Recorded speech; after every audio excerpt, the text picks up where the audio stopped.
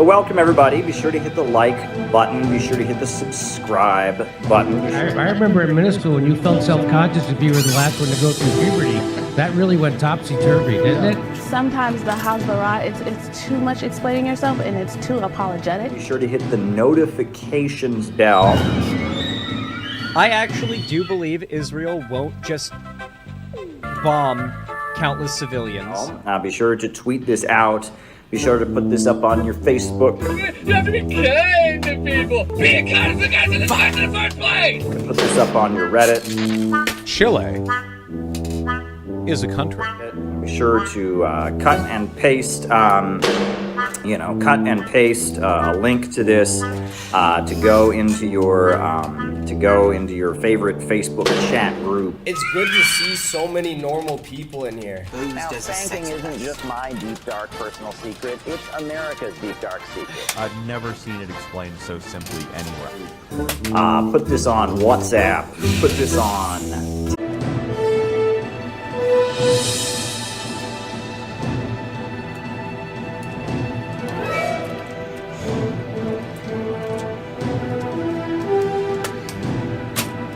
But welcome everybody. Be sure to hit the like button. Be sure to hit the subscribe button. I remember in middle school when you felt self-conscious if you were the last one to go through puberty. That really went topsy-turvy, didn't it? Sometimes the Hasbara, it's too much explaining yourself and it's too apologetic. Be sure to hit the notifications bell. I actually do believe Israel won't just bomb countless civilians. Be sure to tweet this out. Be sure to put this up on your Facebook. You have to be kind to people. Being kind is the guys in the fire in the first place. Put this up on your Reddit. Chile is a country. Be sure to cut and paste, a link to this to go into your favorite Facebook chat group. It's good to see so many normal people in here. Now, spanking isn't just my deep, dark personal secret. It's America's deep, dark secret. I've never seen it explained so simply anywhere. Put this on WhatsApp. Put this on Telegram. Put this on your favorite messenger app. Hello and welcome to the Untitled Anarchist Seagull channel. I'm your host, an Untitled Anarchist Seagull called Elise. And we've been having some technical difficulties today, I think partially related to the storms that have been going on. So if the stream drops out, that'll be why. I will most likely be back if that happens. It's been a little bit weird. I was having all sorts of trouble getting set up because of that earlier with the hyperpolyglotting stream, and I thought that since things calmed down that would have been taken care of, but there were some problems earlier. Although that wasn't what happened with my camera. That was I bumped the USB connection and it came out. And the only way to deal with that is to turn off OBS altogether and turn it back on. But here we are. How's everybody doing? There's a link that I dropped in chat a minute ago. It's something I've started to do on my Substack, where it's just a list of things that I've seen over the week that seem worth checking out. Not all of it is actually from the week. For example, there was a podcast I had missed. It's from the It Could Happen Here podcast, which I'd heard of, but I'd never actually gotten around to watching. Listening to. Listening to. It's a sensory activity anyway.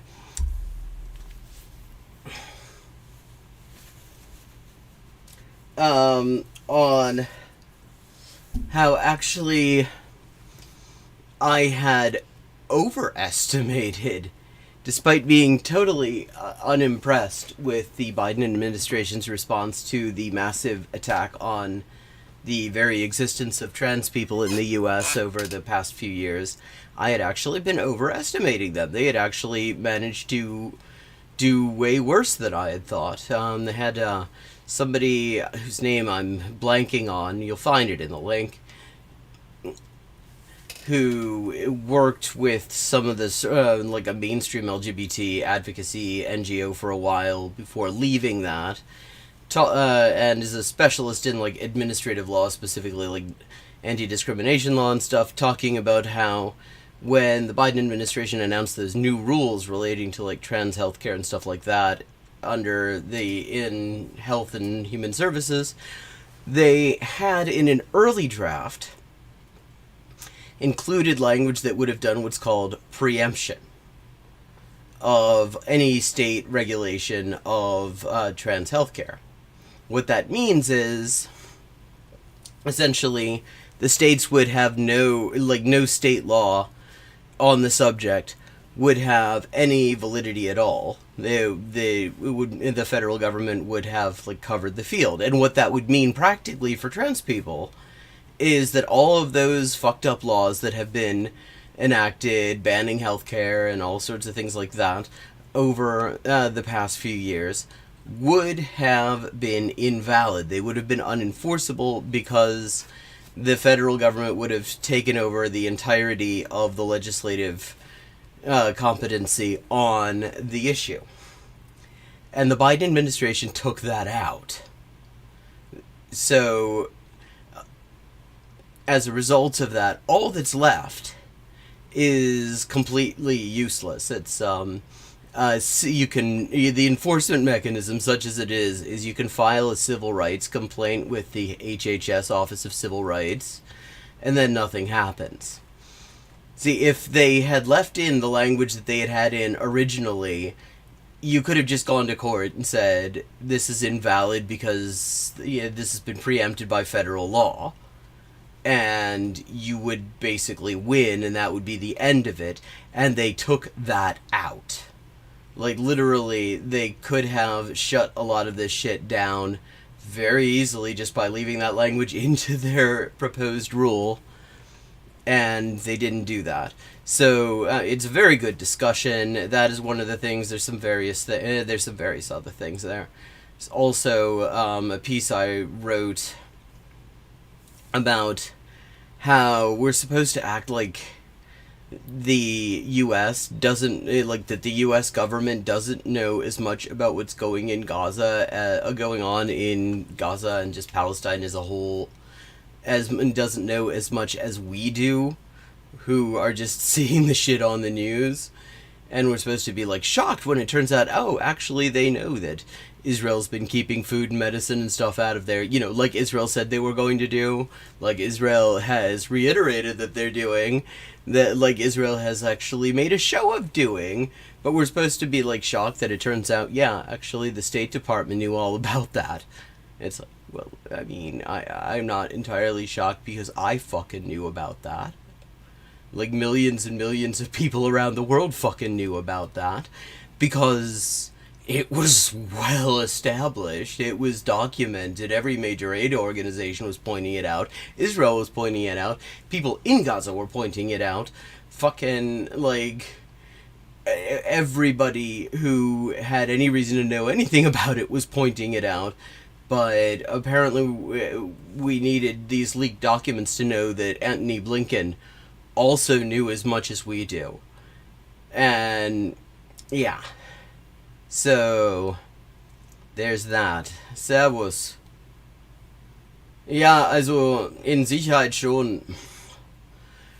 Aber es ist ja halt so, dass die ganzen Stromleitungen hierzulande über Grundleitungen sind. Mit anderen Worten, wenn das Wetter mal ein bisschen doll wird, fallen sie einfach schnell aus.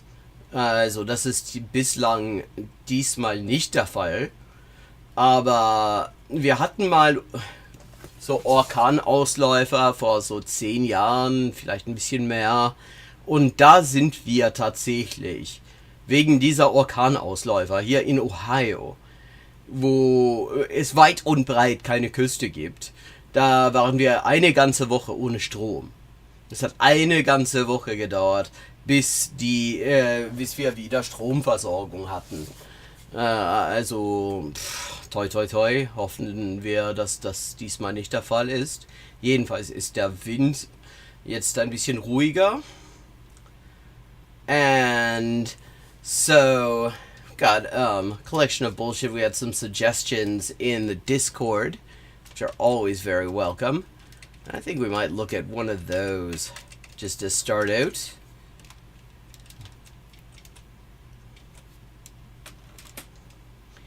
And again, let me just say to anyone who missed this before, I'm having some technical problems. If the stream craps out or something like that, then wait a second, I will probably be back. I've been having trouble with my connections.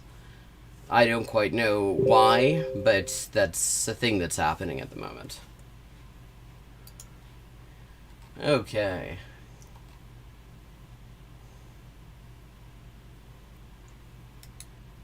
Hello, Riveroon. How you doing?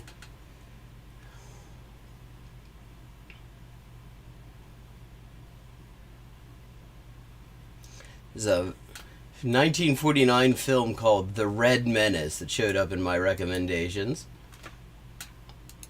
That might be some entertaining retro bullshit. We've got some various loser box things. Apparently, we've got this is his direct debate with Westside Tyler. This comes to us thanks to Shakespeare, who linked us to it. Also, let's see, the Matt Walsh Am I Racist film. Got some Caleb Muppet. We've got various loser box things. Got some Vush. Here is your chance to help save America. That sounds lovely.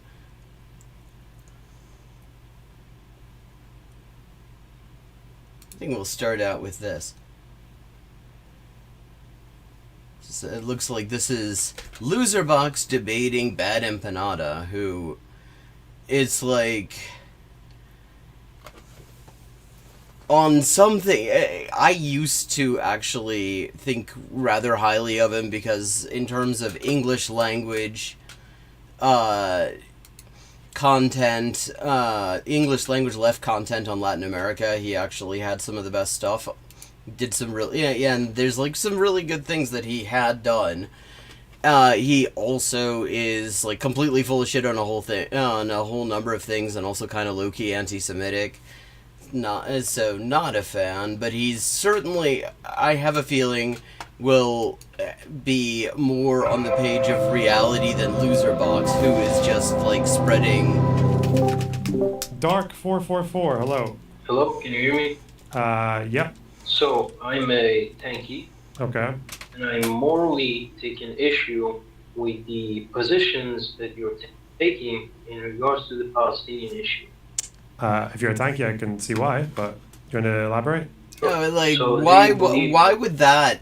That's interesting, because, like, why would that actually make a difference? That is, to the if we're using the term tanky in anything resembling the sense that it used to have, then there would be absolutely no reason to think that somebody would have a particular opinion on Palestine just because of that. But, I mean, liberals got hold of it, and now if you think that the U.S. is not doing good in the world, you're a tanky, apparently. So, there we go. A one-state solution, or do you believe in a two-state solution? It's hard to say, because it seems like both groups don't agree on either of them. I think two-state makes more sense, easily. No, more. What? Oh, well, Whoa. he's just said a bunch of anti-Semitic shit. There's all sorts of, like, dog whistling and stuff. He actually, it's like, I want to, like, he is just manages to do all sorts of things to destroy any goodwill he builds up with any of the actually good stuff that he has done over the years. This video is from 8 days ago. And apparently, Loserbox thinks it's good to have it pointed out that that he's an anti-Arab racist. Oh, Actually, this well, doesn't we know sound. this doesn't actually sound like fucking like Bad Empanada. I mean, the accent doesn't sound right. Maybe, but there was in the thumbnail he was in there, so I'm not sure what's going on there. As a Western multiculturalist, I'd love the idea of both of them living as a binational state with equal rights for Arabs and Jews, but I don't think it's happening anytime soon. I don't think either of them want it either. So. Well, I mean, like, as a Western multiculturalist, like, why do you get to decide how Palestinians live in Palestine? That is one thing that is kind of for them to decide. They haven't gotten the right to decide just about anything about how this has gone since 1948. Well, yeah, that wouldn't. So what they want is irrelevant in regards to the moral question, right?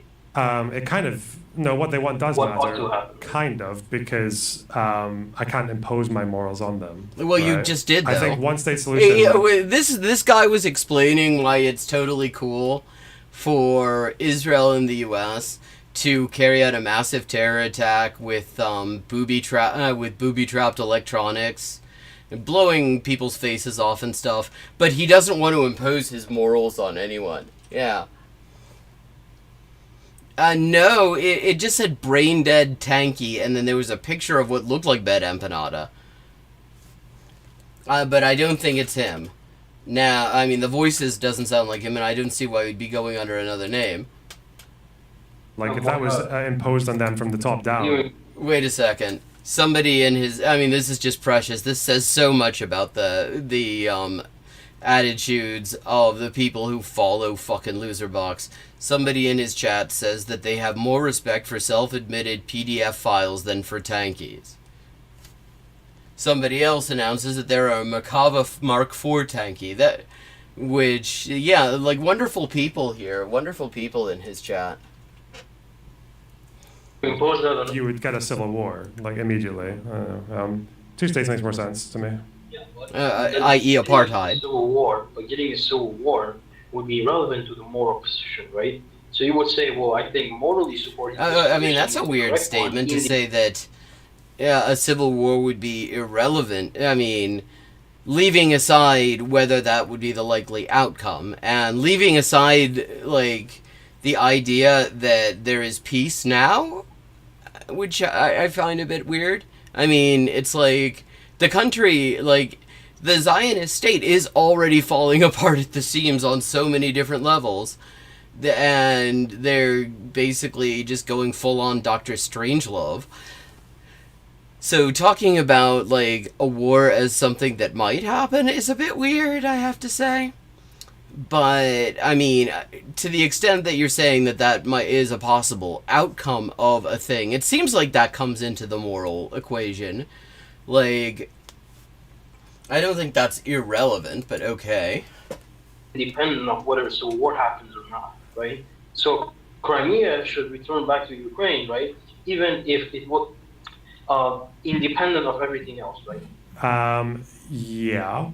Right. So, but the difference is that the situation doesn't matter, right? So, the difference is that Crimea was unilaterally invaded and annexed by Russia. Okay. How's that? Okay. First of all, that is just adorable that he thinks that's the difference. Like what exactly happened to Palestine? What exactly happened? I mean, leaving aside obviously in 67, but Palestine didn't get this way, like, without somebody invading them in the first place. But also, it's worth noting that at least the last polls I've seen, which is going back about, the overwhelming majority of the population of Crimea are actually kind of fine with how things are there now. They prefer it to the situation in Ukraine, which seems to have to do with the fact that, like, they get somewhat better. I think the benefits situation, the cost of living situation was something that they cited as better or something like that. But leaving aside, to say that Palestine was not unilaterally invaded and occupied? Precious. Hello, Chomp and Chew. We're looking at Loserbox explaining why nothing he says makes any sense at all, and he is completely and utterly ideologically inconsistent. He's a liberal. And the way to solve that moral issue is for them to just leave. When it comes to Israel-Palestine, I don't think, as far as moral claims to the land, you can say both sides have their moral claims to the land or whatever, because the Israelis are not going anywhere. Let's face it. Palestinians No, are not but going. they literally are going somewhere, though. I mean, they have actually had large numbers of people departing the country since this genocide began. And there is a very real question of how many of the settler population would actually want to live in a society where they are not given superior legal, social, and economic rights over the indigenous population. Like, I mean, do you really think, like, these fucking hilltop youth, for example, these absolute, like, fascist pricks who set up on, like, literal hilltops to attack Palestinian villages in the occupied West Bank, and in order to ethnically cleanse them and take over their villages, those motherfuckers are not going to be doing that if there isn't an Israeli army backing them up. Because that's the only reason they can do that without fear of consequences. Take away the Israeli cops, take away the Israeli army, and have them face, several million Palestinians who they've been treating like shit alone. I don't really think that they would necessarily want to experience that. Going anywhere. But if it's in the interest of both groups to just Palestinians get this part, Israelis get this part. Which is apartheid. I don't see what would be immoral what he's about talking that. about here is literally the end game of apartheid in South Africa. Where are you joining us from, Chomp and Chew? I think I remember seeing you a couple of weeks ago in chat, possibly very late when I was just wrapping up. So, I mean, a lot of people possibly don't remember this because it's going back a long time now. But what the whole thing that the apartheid regime in South Africa was trying to do is get the world to recognize these Bantustans, these like little reservations that they'd crowded all of the indigenous population onto, as sovereign states, so that they could then claim that they had no responsibility for the state of the things in there, and they could get to have all of the good land and all of the natural resources and all the shit. I mean, so when you talk about a two-state solution, partition, where the Palestinians get something less than 20% of their historical homeland, and there's no right of return, clearly, then, I mean, you are talking about an apartheid solution. That compared to the Crimea thing. Well, the morality part of it would be that one side got completely kicked out of their homes, right? So we would say that it's ethically a very moral position for those people to be able to return, and some other homes built for these. Well, you could have that. You could have that. Better, well, having a one country where people can freely move. Okay, when he's saying you can have that, does he mean they can literally return to their homes, even if it's even if it's in Jaffa or Majd al-Ashqalan? Or any of 1948 Palestine? So as far as the right to return to their homes or their homelands, typically in international law with refugees, seems to be that people return to their homelands, like their home country, but like... Yeah, that's the point. West Bank and Gaza is Palestine. Those people were kicked out of Palestine, so you could have two states and people could go to the West Bank or Gaza. Well, yeah, but then they would not be returning to their homeland because the majority of their homeland would still be occupied, though. That literally is not how that works. They have a right to return to where they're from, not to some Bantustans. Or they could get naturalized, because that's a human right as well. Like, yeah. Yeah, like, I mean, I like how he just says, oh, well, that's a human right as well. Like, do you realize that that's not how any of that works? Like, I mean, that's the thing. This is the thing I have to always be careful with when I talk about the international law aspects of anything to do with Palestine, especially, or really anything to do with the United States. It's like, it's one thing to know what international law says. what the International Court of Justice has said, what the Geneva Conventions and all of, the relevant treaties and all that stuff and, relevant UN bodies and everything says. But the mistake is assuming that that means anything. Because the US and Israel are not subject to any kind of legal accountability. The US, because it's a permanent member of the Security Council, and that is a get-out-of-international-law free card. And also because it's just the most powerful military on the planet.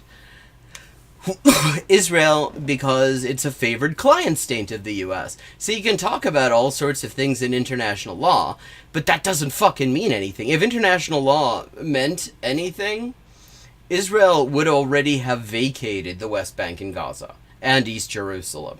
Because the International Court of Justice just a couple of months ago said that their occupation was illegal and they needed to vacate immediately.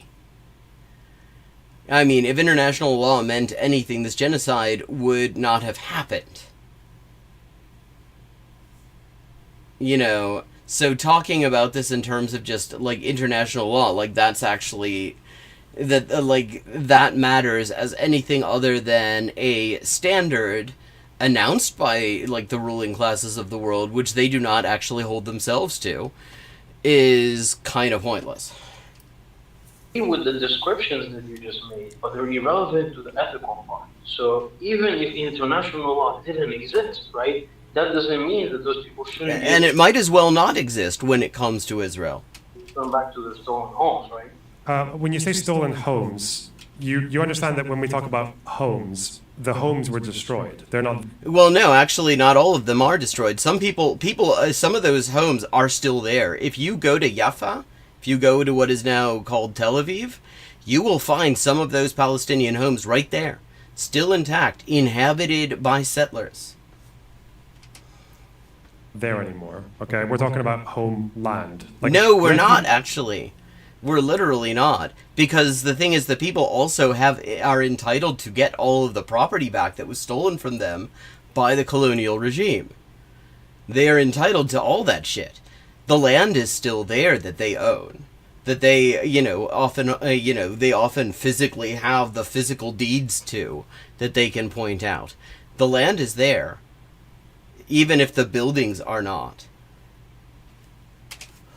Refugees don't typically, I don't think it's very normal for a refugee to reappear 50, 75 years later, or their grandchildren to reappear, and then just put the key in the lock of the old house and get it back, right? Well, I mean, that's actually happened. What's atypical in this case is actually just how long the thing that made people refugees has lasted. That is the one thing that is atypical. The fact that Israel, which is why these people are refugees in the first place, is able to continue to keep them out and prevent them returning to their homes for this long. Have a good night, Even if they go back to their home country, they go into, they get resettled into a new place. I don't think there's anything wrong with that either. Well, of course you don't think anything's wrong with that, because you've never considered what this would mean if it applied to you. That if an occupier just took all your shit and then said, you should be happy with the fact that I'm letting you into any part of the country at all, and, I'm not going to give you all your shit back that I stole. Practically. Hello, Adria. So, for example, let's see, why do you not think that the Israeli should be reality? Why do I not think what, sorry? Why should it be, for example, the people who are the victims? Why do you think, right, that an Israeli shouldn't be evicted from the home and moved into a newer home, and the Palestinians be able to return to their area? Why should it be that the Palestinians have to reallocate? Yeah, and let's just note that significant portions of the north and south of 1948 Palestine have been vacated. They are closed military zones, which means the land a lot of Palestinians were kicked off of is actually available. The half of the people in Gaza were kicked out of places in, what is currently the south of Israel. And a lot of that land is now available because nobody's living there because everybody has left as a result of the genocide. Even though the qualifier in addition here would be that the Palestinians were the victims of that. Because I don't think people have an innate right to a particular piece of land, especially if we're talking about, like, essentially a right that would be based on, like, Ottoman documents from decades or like over 100 years ago. Or like 60 years ago. Or in some cases, like a couple of years ago, because Israel hasn't stopped displacing Palestinians. Essentially.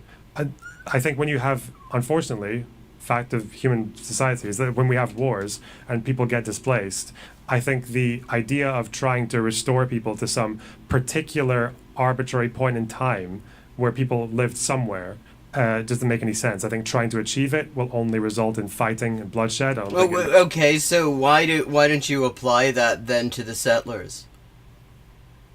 Like, okay, I mean, if you're going to say that, fine.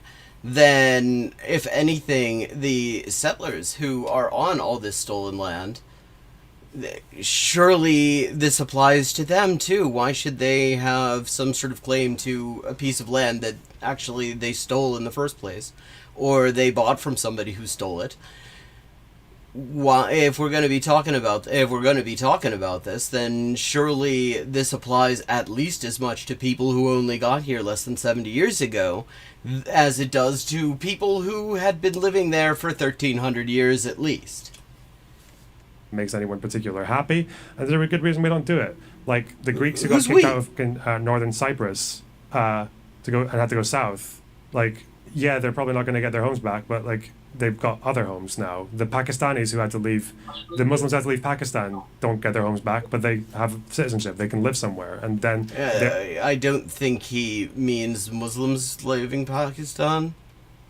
And yeah, I mean, it's like, it's really great to talk about these things when you're talking about things that only affect other people.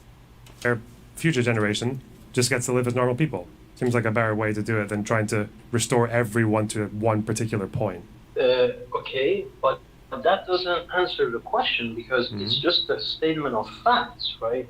So when we're talking about a moral in this case, right, you're saying that morally, like for example, Crimea would be Russian because it's 8 years now that those people have taken the area over. Yeah, I mean that is a good point, and and to the point, a lot of most of the people. I mean, I don't know. This could have changed, but the last polling that I saw said like 80% of the people in Crimea were actually cool with the current situation, which is literally, I mean. So then it becomes very similar to say that their desires do not matter, that their wishes on the situation do not matter. If it doesn't matter there, then why should the settlers' wishes matter so much in the case of Palestine? Morally, Crimea would be Russian now, and we should condemn Ukrainians for saying that? I don't think so, right? No, but the thing is with Crimea, we're talking about place, first of all, that was much more recent than Palestine. And we're not talking about, you're conflating an annexed territory with a recognized country. Well, but it is an annexed territory. And it isn't really a recognized country. I mean, a lot of people don't recognize it. Particularly all of Israel's neighbors don't. Because Israel's sitting on all of their land to some extent or other. Israel refuses to even declare what borders they claim. So to say it is a recognized country is a little bit much. When Israel will not even commit to the most basic things that recognition requires, like saying what territory you claim as yours. And we're comparing refugees returning to their homes versus their homelands. For example, you talk about Crimea. The Crimean Tatars who were deported by Stalin got to go back to Crimea I don't think the best answer for them necessarily was for them to try and find exactly which house they were kicked out of, or which acre of... maybe ask them that. Like, seriously, maybe ask... Because from the fact that you have, like, millions of people, many of them have the literal key to the houses they were kicked out of. You know, the literal physical deed to the land that they were kicked off of. I have a feeling that maybe actually they might have a certain connection to the specific place they were kicked out of. And if we're going to be talking about that, maybe that matters. Land they were kicked out this of. Is loser box. Seize that part back. I don't think that makes sense either. Because you're talking about morals, right? Part of morality, I don't know if you believe this is a tanky, but part of morality also comes from outcomes, okay? So if something causes... Yeah, but the outcome you're talking about kind of sucks shit, though, because it's just finding a way to rationalize ethnic cleansing and the massive theft of land. Like a lot of harm, like hundreds of thousands of Crimean Tatars returning in the 90s to go and seize back every single square foot of land that they had. That might not necessarily make anyone better off. That would result in a shitload of fighting and bloodshed when you could just, like... Yeah, well, I mean, that would be so weird, you know, if they were fighting in Palestine. I mean, it's such a fucking peaceful place. You really wouldn't want to do something that would cause conflict there. Like, what the fuck is this guy talking? This is from 8 days ago. This is after he was just, fresh off of justifying how it's great that Israel sent booby-trapped a bunch of consumer electronics to blow random people's heads off. And he's talking about, well, you wouldn't want to do that. You wouldn't want to implement a right of return for real because there might be fighting. It's like, what the fuck do you think is going on there now, you absolute dipshit? Houses, okay? And then everyone has it easier. Or do you believe that who's everyone? Who's ever been kicked out of their the house? new houses. Do you believe anyone who's ever been kicked out of their house has an innate right back to that house? Or back to that acre of land? Like, what does that mean exactly? What do you mean everyone who's been kicked out of their house? I mean, because that sounds... we're talking about a very specifically ethnic cleansing here. And the way he's doing that, it does not actually sound like... But, okay, having experienced an eviction, since he's, like, expanding it to include just that, I guess. Yeah, I mean, at the time, I would have actually really liked to just be able to go back to the place I was living where I had all of my shit. But fundamentally, this is something that, like, individual refugees, I'm not one, but, you know, having been kicked, you know, it was an eviction due to just the economic situation causing my industry to take a brief shit, and it fucked everything up for me for a little bit, twice. But the thing is, what the hell is he talking about if he's going to just try to make that anyone who's ever been kicked out of their house for any reason? If you broaden it to that, then you're going to have all sorts of things. And yes, I think the wishes of those people actually do matter. But we are not just talking about random people getting kicked out of houses for, like, whatever reason. We're talking about ethnic cleansing. That's not the same thing. Like the fig tree or whatever. If you're talking about it in an idealist case, sure. But the thing is that our moral decisions are sort of on a practicality as well, right? So, for example, that's what I just if we're said. going to say, for example, the Tatars, I think they should be able to return to their houses. Right? Yeah. But I mean, one of his big things was he a couple of weeks ago we watched him do a really bad job of lying with video. He'd went on a propaganda tour of Israel. I don't know who paid for it, whether it was him or not, but he went with fucking Density, and he decided he was going to debunk the fact that a major, like the HQ, the headquarters of the Israeli military is right in the middle of a residential area of Tel Aviv. And the way he did this, he didn't realize that you need to actually make sure that you're not doing that live because he demonstrated at the time he was trying to say that, oh, it's miles away. But because he just did it all in one shot, you could see it was literally just across the street. I think that you can create new houses for the people who have already settled on them. So I don't think that you should create new houses for the people who have been the victims, like, for example, Palestinians, but you should create the houses for the Israelis. Okay, so they should move the Israelis out of the houses and then put the Palestinians back in. Okay. Let's remember that 20% of the population of the citizens of the Zionist regime are Palestinians. Guys like this like to avoid it because it complicates the matter and brings up the fact that Israel has an explicit regime of first and second and third class citizenship. I got you. Yeah. Okay. I know what you're saying. Okay. So basically, your position is that Palestinians have a moral right to each area of land that they were kicked out of. Yeah, it's not just a moral right. I mean, they do have a legal right. Can you answer that just yes or no, please? Yeah, and you can then build land for other people. Okay. Do they pass that right on to their kids? Say if they die a refugee, do they pass? Well, yeah, actually, I mean, the way that works, and this is also just the way refugee law works, is the status of refugee does exist as long as whatever caused the person to flee in the first place continues to exist. And so a lot of people will act like this is some sort of unique thing to Palestinians, like they have a right that other refugees don't have, and that's not true. What they have is a situation where the reason they were kicked out of their homes has persisted for a much longer time than this sort of thing usually does, and so it has become an intergenerational thing. But also, we are talking about land that these people own that they were kicked off of, and last I checked, in the bourgeois legal system, yeah, that does pass down from generation to generation unless it's actually sold. Pass the right on to their offspring. Sure. Do they pass the grandkids? Sure. Great grandkids, and does this ever end? If you don't get their houses back, no. Okay. So yeah, I mean, what would break the chain is for the regime that caused this to cease to do this. Literally, the reason that they are still refugees is that there's still a regime that kicked them out. That is the only reason.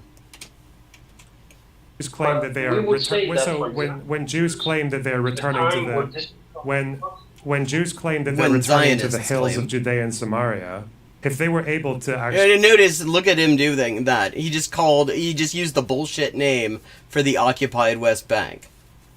They point their DNA back to a particular square, which is not how DNA works. It's worth noting. An acre of land in Judea Samaria. He's not just using that he's not putting scare quotes around that, which it should have. He's referring to the occupied West Bank by the bullshit term Israel uses in order to annex it de facto.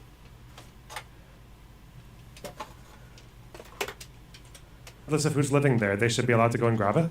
Well, depends on what you mean by someone who's Jew. I don't... Yeah, I mean, and also, this is not remotely comparable. Because we're not talking... Okay, let's just remember that, Jews actually did not have any kind of state for very long anywhere in this territory. It was a couple of hundred years, and it's thousands of years ago. Palestinians and a lot of European Jews in particular could not actually trace anyone back to there. I mean, it's not really clear. Jewish genealogy is complicated for a lot of reasons, including we were amongst the last people in Europe to adopt surnames. They had to basically be forced on us.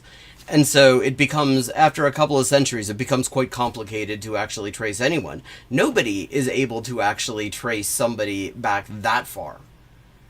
I mean, it is considered impressive if you're able to trace them back 300 or 400 years. We're talking about over 2,000. Meanwhile, the Palestinians' claim is that in an amount of time that they were living there, and kicked out in a time that is still within living memory. There are people who are alive who remember this. That is not the same fucking thing. Lots of people were in different places 2,000 years ago. It doesn't give them a claim to anything. And if you go back far enough, then we all originated in Africa. So when you think about it that way, I mean, are you going to say that that makes it legitimate for Europe to call? I don't want him to. I don't want to plant any ideas in Loserbox's head. He might turn around and say that.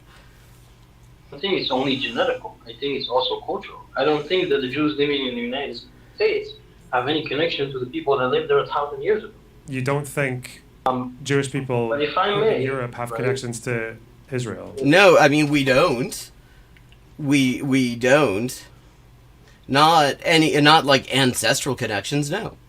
And in fact, the idea that next year in Jerusalem was supposed to be a thing that people did rather than sort of a fervent hope that prophecy would be fulfilled on its own is a very recent idea. That is very slightly over a century old. That is not something that goes back that far.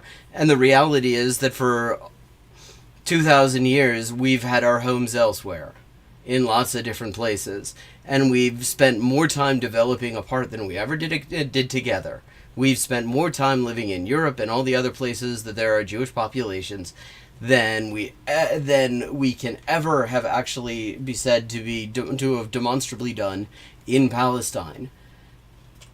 And the only exception to that there is a Palestinian Jewish community, and it's worth noting they did not like the Zionists showing up either, which put them on, very early on the Zionist paramilitary's hit list. For the land. I'm going to clarify the question, okay? Because I don't think you understood it. Not only I'm going to clarify the question. Yeah, I mean, if a Jewish person is able to prove genetically or whatever the fuck else that, or even just a land document, if a Jewish person was able to prove that they came from a particular place that is now currently, Nablus or Ramallah, should they be allowed to seize that land? Like, what do you mean, able to prove? Like, this is such a ridiculous hypothetical. Because there is no land title that is that old. There's no evidence, this is literally not possible because you're talking about, over 2,000 fucking years.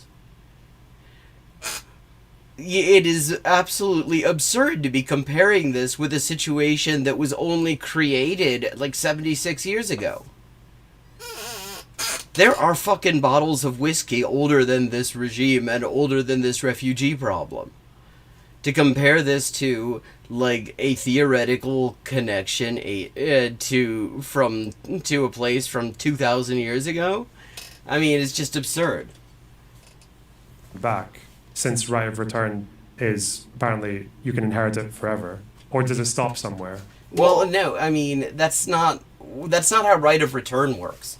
Right of return is not just you migrated from one place to another place and therefore you can always return and you can always take back. Let's say, if somebody sells their home and moves to, I don't fucking know, Winnipeg, there isn't a right of return to that home short of actually buying it back. That's not the same situation. He acts like he's making this clever point. Look at him. He's looking like he thinks he's being very clever. But there's a difference between fleeing a place for your life and moving. Those aren't the same thing. Right of return attaches to the fleeing. I think that this Jewish person is that I don't believe in genetics. I believe in your cultural one. But if it's culturally the case, yeah, sure. I think the person that's living there should. Okay, that's what do you mean if it's culturally the case? What does that mean? Who are we talking about? Who that would be? It would be culturally the case. Be given another home closer to that area. Okay. I feel like there are probably a lot of Palestinians who would be a bit upset with that argument, but okay. I mean, yeah, it's a shitty argument. It doesn't make any fucking sense. And he really shouldn't have conceded that point because it's a bullshit point. He's literally talking about something that is impossible. He's literally, I mean, this is just a bullshit point to be arguing. And he should absolutely not have conceded that. Do you know the people who, you know, like, do you know in the, would you say this about the Middle East as well then? Because a lot of Jews lost a lot of property in the Middle East, Mizrahi Jews, in the... That's not how you pronounce that. It's Mizrahi. But, yeah, I mean, and it's worth noting, I mean, he's going to do this thing Zionists like to do, where they try to pretend that the displacement of Arab Jews is the same thing as the Nakba. I mean, and they do have one thing in common, in that Israel played a major role in both. Like, Israel played a huge role in getting these countries to kick out Jewish communities that had been there for a very long time.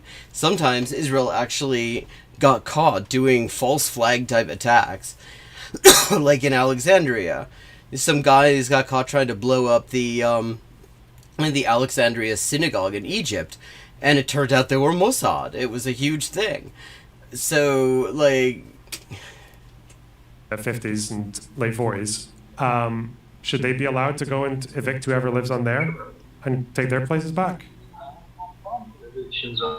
And the other thing is, they were not coming as supposedly as refugees. It's worth noting. The idea is they were coming as settlers. Zionism does not really like refugees. In fact, they have a whole thing. They're opposed to refugeeism. They don't want people, because refugees tend to stay in a place until things cool down where they're from, and then go back home, because they didn't want to leave.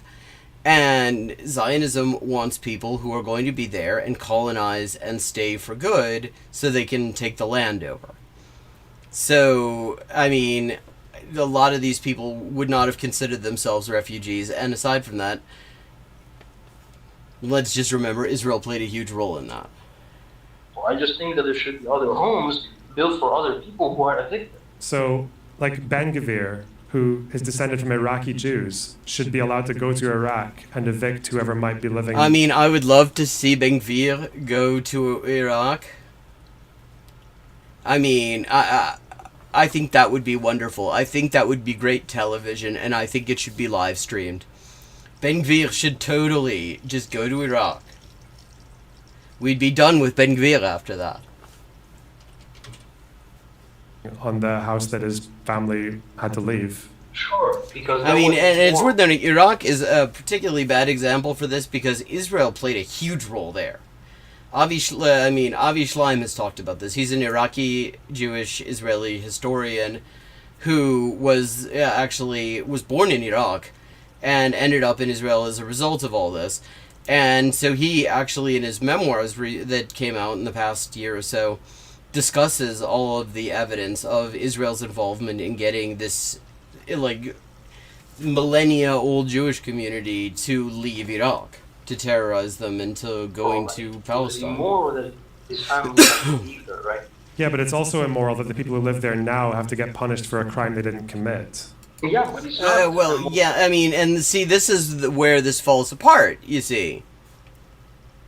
This falls apart on a couple levels. First of all, when we're talking about stuff that was like, when we're talking about trying to equate possibly having had ancestors living in a place 2,000 years ago with your, like, grandparents being kicked out of their homes in living memory. Here's one thing. But if you're going to talk about, like, people who are being punished for something that they didn't do, the Palestinian refugees are a pretty good example of that. And if you're going to talk about how you don't want this to harm people who are innocent, then they're kind of staring right at you. Moralization against them, right? Well, okay, you can say that, but they're losing their... They're getting evicted. You can say it's not a moral claim against them, but they're getting evicted. They don't give a fuck. They're suffering for it. They're suffering for a crime they didn't commit. What? There's many people. I think their suffering should go away by building another home, right? That's the point. See, I mean, this guy is really not doing a great argument on here. I mean, first of all, there's so many things that he's just letting through. Like, I mean, he said Israelis aren't going anywhere. That's bullshit. They're actually, I mean, there has been quite a lot of a mass exodus from Israel over the past year. A lot of people are reconsidering whether they want to be there, if this is what it's going to be like. Especially considering that nobody knows how long flights are going to be available out of there. So, I mean, people are leaving. And if the Israeli military weren't there to ensure that settlers could be completely protected from the consequences of the shit they do to Palestinians, I think quite a few of them would probably leave. And on top of that, there's also just a thing we have to keep in mind, which is we're talking about a population here who have overwhelmingly, according to the polls, cheered on this genocide. And I think Palestinians have a right to say that they don't see any way of living together with people who cheered on their extermination and wanted the job to be finished. I think at that point Palestinians have a right to say, yeah, fuck off. I mean, this situation has... I don't think that is necessarily how it would end up working or anything like that, but they certainly would have a right to say that. I mean, that would be a totally legitimate thing to say, because how the fuck are you gonna live next door to a couple of million settlers who, apart from, like, stealing your family's shit, just, like, cheered as your people were being slaughtered? Like, that's not something that you can just ask people to be cool with, I don't think.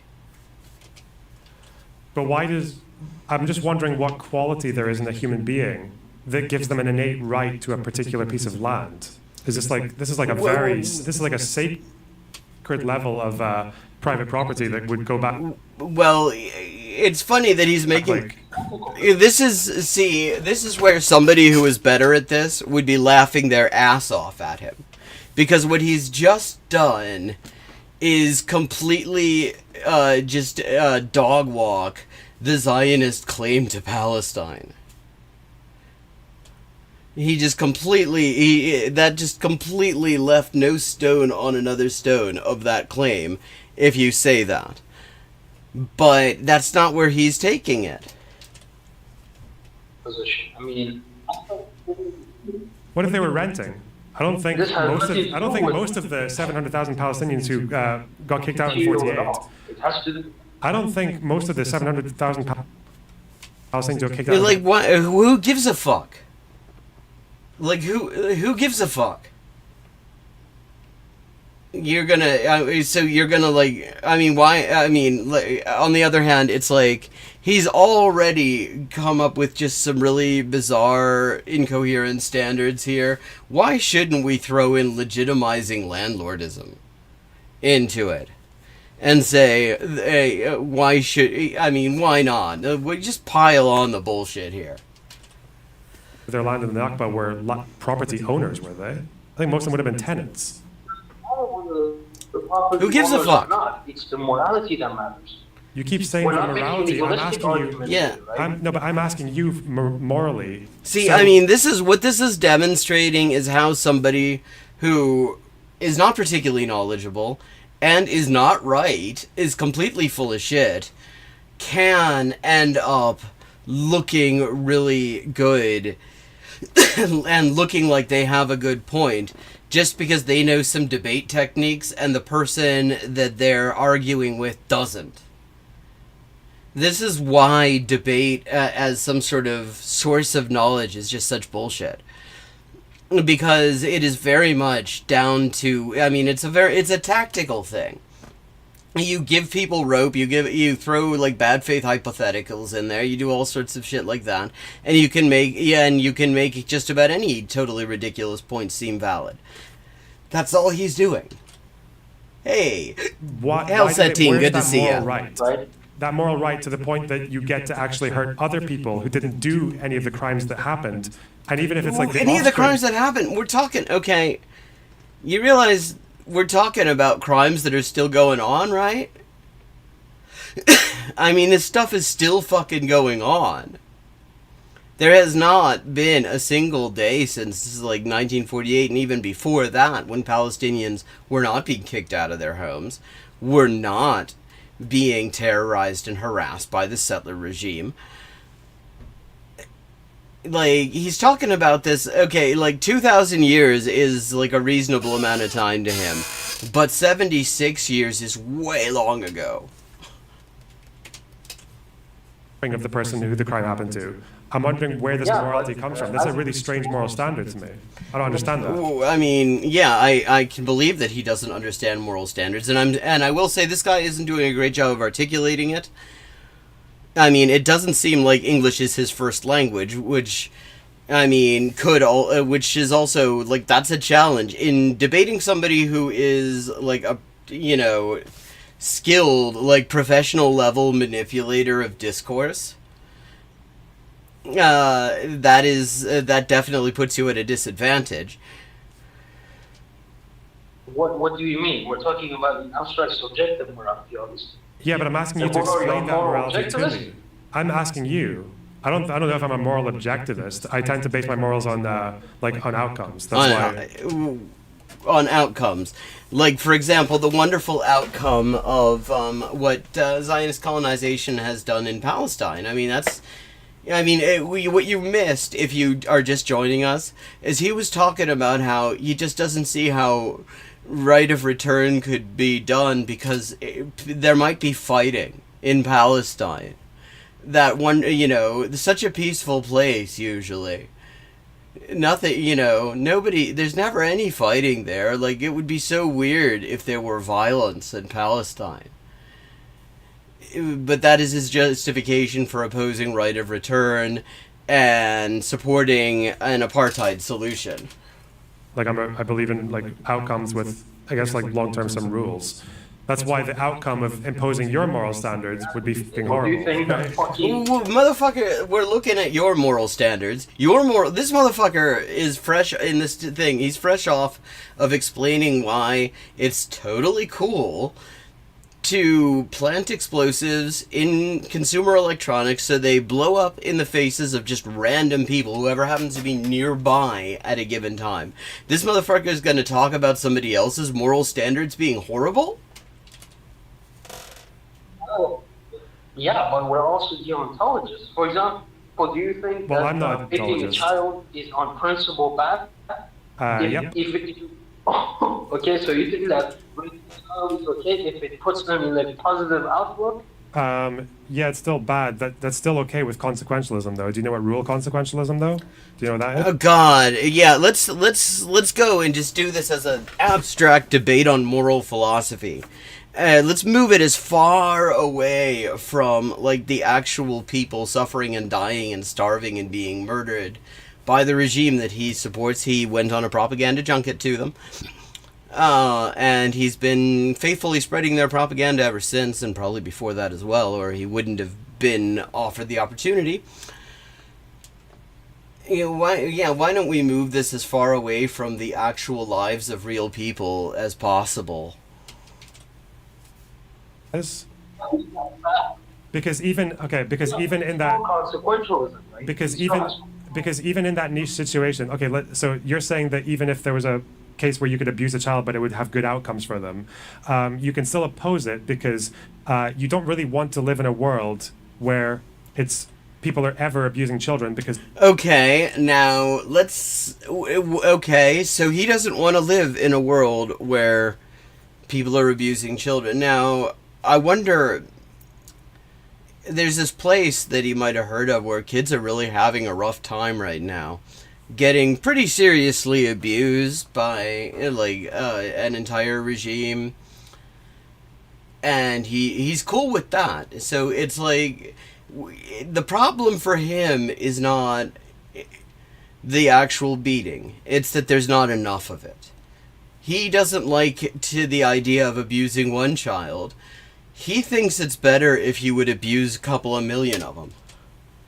Is always, pretty much always, as far as we know, it's always going to be bad. Just because there might be one or two exceptions, that doesn't mean you shouldn't. Like, why the wipe fuck out as are a we rule, talking because about this? As a whole, it's a bad thing to do. The world would not be a nice place if people thought this was okay to do, if they thought it could produce good outcomes for some people. That's why, consequentially, that rule can still apply, even in niche cases. It would be a nice. Yeah. What if it would? What if being a child would lead to a better world? Right? You wouldn't. Like, why the fuck are we talking about this? Who the hell is this? Like, I mean, we don't need to indulge in this bullshit. Like, why are you doing this? I'm not even talking about Loserbox now. I'm talking about this guy on the phone. Like, we don't need to have this fucking ridiculous first-year philosophy ethics debate. We're not talking about, like, abstract thought experiments. There are actual people being murdered right now and being expelled from their homes and all sorts of heinous shit. You're not gonna find any, like, you're not gonna discredit Loserbox's bullshit by indulging him in this stuff. He loves this stuff. You can tell he's much more comfortable with this because he can actually posture as if he has some moral high ground here.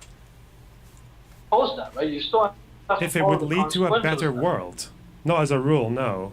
The world is general. So usually the problem with raping children is that the children suffer for the rest of their lives. The problem with raping children and allowing people to do that is... Okay, now, what if I told you that there is a special place that Israel has where they do exactly that? See, again, I mean, by making this like this fucking abstract ethics 101 debate on ridiculous thought experiments that have no connection to the real world, we're leaving aside the fact that he is fundamentally defending a regime that does all the shit that he's saying, oh, he thinks is so bad. Is that the children suffer. So it doesn't lead to a better world innately, unless you're redefining the entire concept of child abuse. No, all you're saying is well, raping a child is bad because it leads to bad outcomes. And This is, okay, why the fuck, what is it with fucking debate chuds and this sort of hypothetical? That is, it has positive outcomes, right? In a hypothetical. Okay, this is the argument that you're doing to me, okay? Like, what did you think? I don't understand this. Like, I now I'm just pissed off at this guy on the phone because why the fuck did you think that this was going to be something to lead with? You're, like, arguing for Palestinian rights against a Zionist chud, and you decide that you have to come out with this fucking hypothetical? Like, that's gonna make things look great. That's wonderful look right there to bring that up. Like, what, did fucking Loserbox pay this guy?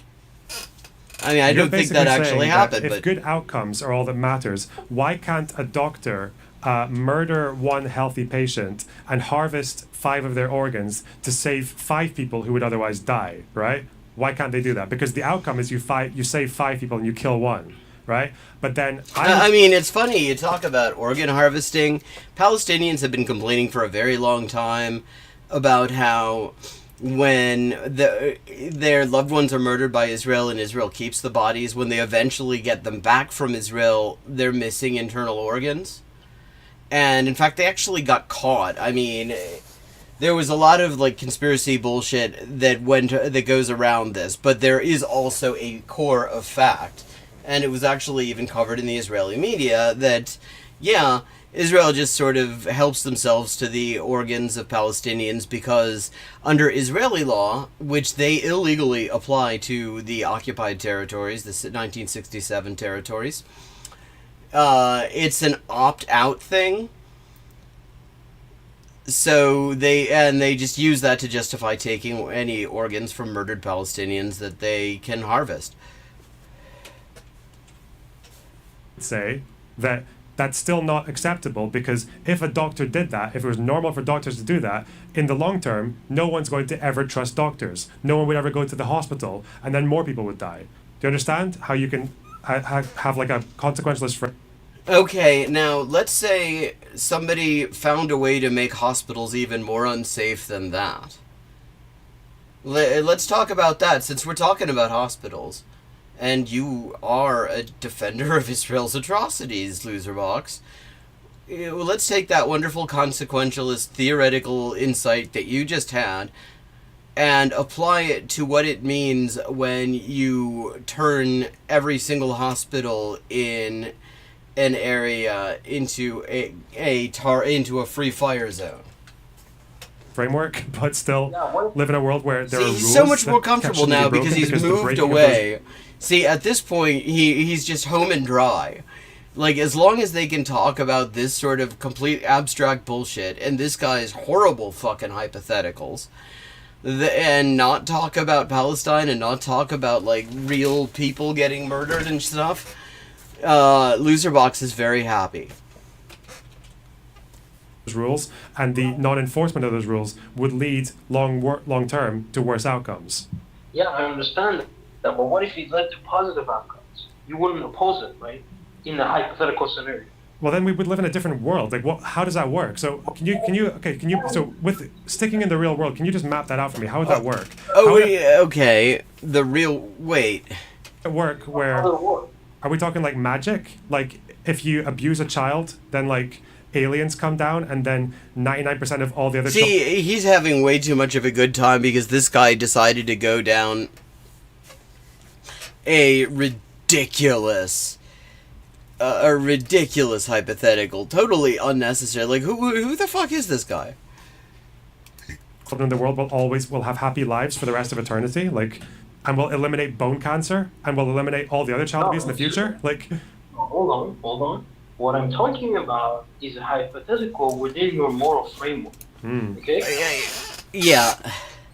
And why are we talking about that? Like, his moral framework sucks shit. You don't need weird-ass hypotheticals, and this one keeps getting weirder as we go, to point out how his moral framework sucks shit. Stick to the fucking real world. So I'm saying that if you, on principle, have no objection to something happening, an action is an action inherently in of itself wrong. No, right? Because you're a consequentialist, right? Yeah. Right. So a raping of a child cannot be wrong in of itself. The action cannot be wrong in of itself, right? You can assume that, but the problem is that doesn't exist, right? Like. Yeah, I mean, and this is why he's so comfortable. He prefers to talk about shit that doesn't exist. It always has consequences if you're a child. Like, it's like painfully bad. Have you been like waiting to use this trick that you learned on the? I'm saying that. Yeah, like, look, he's just getting way too smug right now. He's getting way too smug right now because this is all he's doing is all this caller is doing is making himself look absolutely kind of repugnant at best, or at best just really incompetent. In and of itself, if you disregard the consequences, like, okay, you can say that, but we don't live in a world where acts don't have consequences. Actions have consequences. So actions have consequences. So maybe let's talk about a thing that you thought was really cool, like having exploding electronics that blow up random people's faces. That you think that might have had some consequences. Maybe we could talk about the consequences of that, an actual thing that happened, as opposed to this random fucking bullshit hypothetical. If you could, like, how does that even work? Like, if you punch someone in the face, but they don't feel it, they don't know it happened, it doesn't hurt them, it doesn't leave any mark, then yeah, you could probably do it, because, like... I mean, I will say, listening to this guy... He doesn't need to talk about it. I mean, that's just teasing. When fucking Loserbox or Density or Vush uses a hypothetical involving punching somebody in the face, they're just being teases, is what they're doing.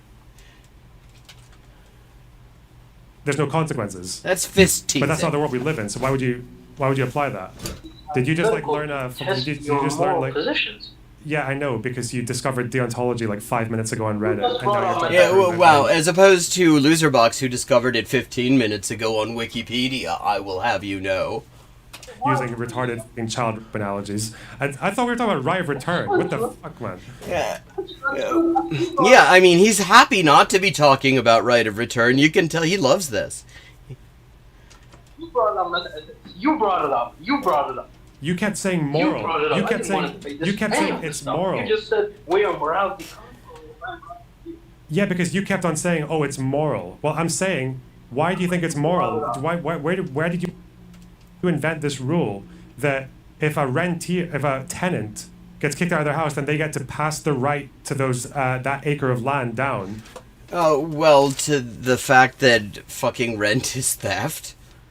I mean, you see, this is the thing. This is how wild this is.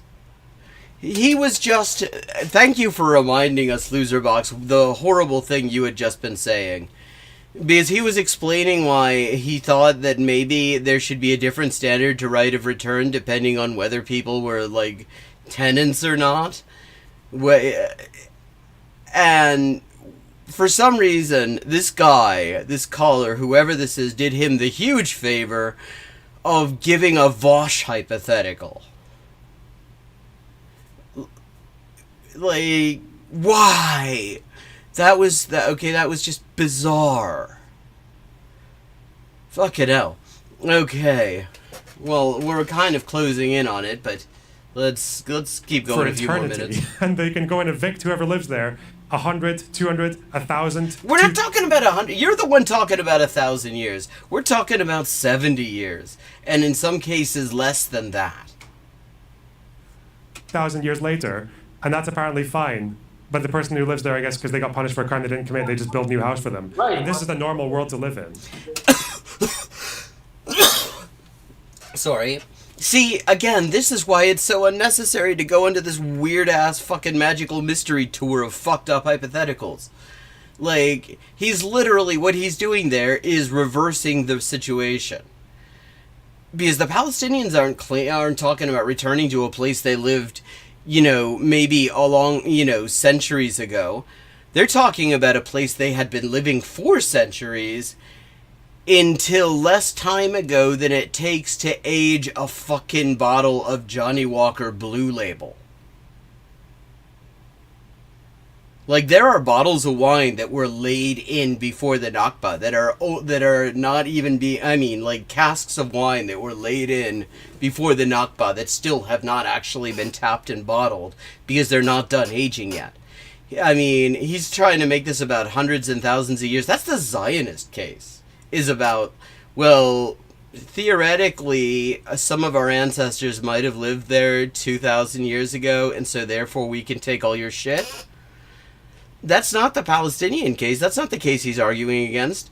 The case he's arguing against is people who, like, in living memory, were kicked out of their fucking homes. Like, what? This is wild. Yeah, I'm going to ask about your morals, because your morals make no fucking sense. Well, you're like yours do, motherfucker? You don't apply these morals to anyone, I guarantee. Well, yeah, you don't either. Because if you applied what you claim in the abstract to be your moral standards to the real world, your position on this very issue would be the exact opposite. I guarantee you don't apply these morals in any other situation apart from for Palestinians, like for right return. You've never made this argument for Pakistanis or for Hindus or for Greeks or for Turks or for like people on the Balkans or for Germans. You've never made this argument for any other group. I know you have. Yeah, shut the fuck up. No, those situations are not actually comparable. One of the ways in which they're not comparable is that all of those other people you just listed were not rendered stateless by it. Palestinians were rendered stateless by it. They've got that's why that is the thing. They have been kicked out of their entire fucking homeland. But it is time to wrap up. Thank you to everyone who joined in, and thank you to my connection for not fucking up quite so much as it had been at the very beginning. I will be back tomorrow at 11:30 p.m. U.S. Eastern Time. And if you weren't there at the beginning, there's, I just want to drop this link. This is a thing I've started doing on my Stabsuck, just things that I've seen that are worth checking out this week. There's a particularly good article, a podcast actually, from It Could Happen Here, about how the current administration has actually very explicitly made the situation worse for trans people when they were actually in a position to shut down a lot of these attacks straight away. Yeah, he's a pain in the ass. But, I'm actually more annoyed with the caller this time. But in any case, it's time for me to wrap up, and I will be back tomorrow at 11:30 p.m. U.S. Eastern Time. So, have a good evening, and I look forward to seeing you then. And if you're not in the Discord, let me give you the link so you can be in the Discord. And we can keep in touch in between streams, and if you have ideas for things you'd like me to check out, this was actually kind of inspired by an idea from Shakespeare, actually, for something to check out on this stream, then they check out the channel suggestions and drop me a link, and maybe we'll look at your video. In any case, have a good night, and Loserbox can fuck right off. Jeez.